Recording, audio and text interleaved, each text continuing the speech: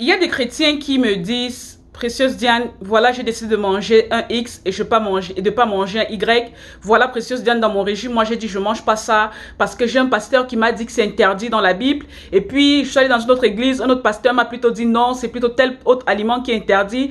Je suis un peu confuse, mais finalement, bon, voilà, j'ai fait mes propres choix, je décide de manger ça. Je mange pas ça en tant que chrétien, je veux plaire à Dieu, je veux être sûr que je mange pas les choses interdites. Aujourd'hui, je fais cette vidéo pour mettre la lumière sur ce sujet qui est quand même sujet à polémique aujourd'hui dans le corps de Christ. Je vais rappeler dans la littérature, c'est quoi? C'est notre Bible qui est la parole de Dieu.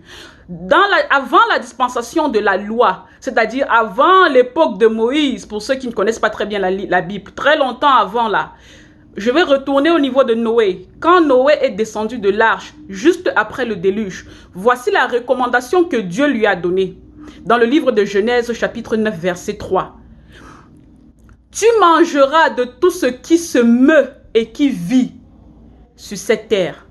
Je te le donne comme l'herbe verte. Donc Dieu recommande à Noé de consommer tout animal qui se meut sur la terre et qui vit. Tout, y compris toute herbe qui germe sur cette terre. Ça a été toujours fait, il y a eu toujours cette évolution jusqu'à ce qu'on arrive à la dispensation de la loi. Moïse, lorsqu'il descend de la montagne du Sinaï, il revient avec des lois, des ordonnances, des recommandations et les 10 commandements. Et dans le livre de Deutéronome au chapitre 14, le Seigneur à ce moment-là se reconnaît des animaux impurs et il donne la recommandation à son peuple de ne pas consommer de ces animaux-là. Il a cité toute une liste dans le livre de Deutéronome chapitre 14, une liste avec des noms d'animaux, ça vous ne mangerez pas parce que moi, le Seigneur, je les considère comme impurs, parmi lesquels il y a le lièvre, le chameau, le porc, l'aigle, le vautour, tous les animaux marins qui n'ont pas de nageoires et qui n'ont pas d'écailles. C'est juste des exemples que je suis en train de prendre parmi tous les animaux qui ont été cités et reconnus comme impurs. Ça, c'est dans la dispensation de la loi avec Moïse et les tablettes et les commandements. Maintenant, nous arrivons dans la dispensation de la grâce, juste après le départ de notre Seigneur et Sauveur Jésus-Christ. Nous avons l'apôtre de Jésus, le disciple de Jésus, l'apôtre Paul, dans le livre de 1 Corinthiens au chapitre 10, verset 25, qui nous dit « Vous mangerez de tout ce qui se vend sur le marché, sans vous enquérir de rien par motif de conscience, car la terre et tout ce qu'elle renferme appartient au Seigneur. » L'apôtre Paul, inspiré par l'Esprit Saint, nous donne une nouvelle recommandation sous une ère d'une nouvelle dispensation, la dispensation de la grâce. Il nous explique que tout ce qui se vend au marché, vous mangez sans vous enquérir de rien par motif de conscience. Pourquoi? Parce que tout ce qui est sur cette terre appartient au Seigneur et la terre elle-même appartient au Seigneur. Chers frères et sœurs en Christ, ça a brisé l'interdiction des animaux impurs, tout ce qui a été cité comme liste d'animaux impurs. Non, pourquoi? Parce qu'il n'y a plus de tabernacle, il n'y a plus de rituel au tabernacle. Jésus s'est fait l'agneau immolé qui a traversé le lieu très saint pour laver les péchés, pour purifier les péchés du monde, pour porter les péchés du monde par son sang. Il n'y a plus de sacrificateurs lévites, il n'y a plus de pureté rituelle. Nous sommes passés à la pureté spirituelle. Maintenant, toi chrétien, qui est un chrétien, tu peux manger de tout ce que tu veux. Tout ce qui est être animal, tu peux consommer. Il suffit de rendre action de grâce. Pourquoi? Parce que le même apôtre Paul nous signale dans le verset plus loin, au verset 30.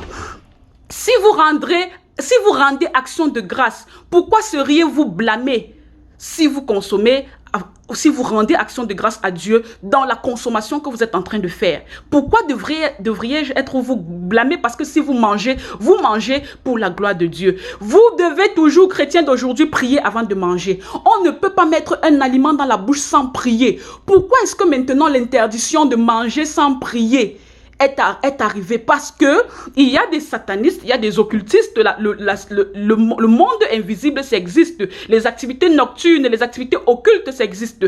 Il y a donc de ces satanistes qui font venir ici sur terre ici, parmi nous, dans le monde physique de la viande qui est de la viande humaine, qu'ils mettent sur le marché par illusion. Si vous n'avez pas le discernement, vous ne marchez pas dans une relation solide avec le Seigneur, vous ne saurez pas que cette viande que j'achète, c'est une viande humaine, parce qu'elle a l'apparence de la viande de porc, l'apparence de la viande de poulet, l'apparence de la viande de bœuf, et vous allez consommer, ça va vous créer des conséquences spirituelles et des conséquences physiques.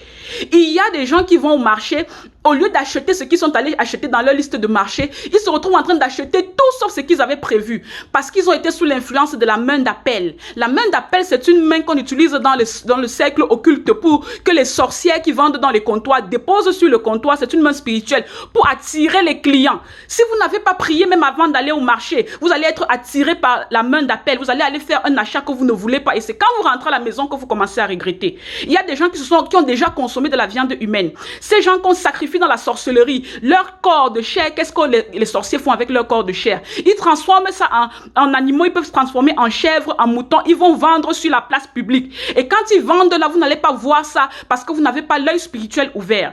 Et puis encore, si vous n'avez pas de relation avec Dieu, vous n'avez pas de révélation de l'Esprit Saint, vous allez consommer croyant par illusion que c'est de la viande alors que c'est de la viande humaine. C'est pour ça que vous devez prier avant de manger, vous devez rendre grâce avant de manger. Même si c'est goûter quelque chose, vous devez toujours prier.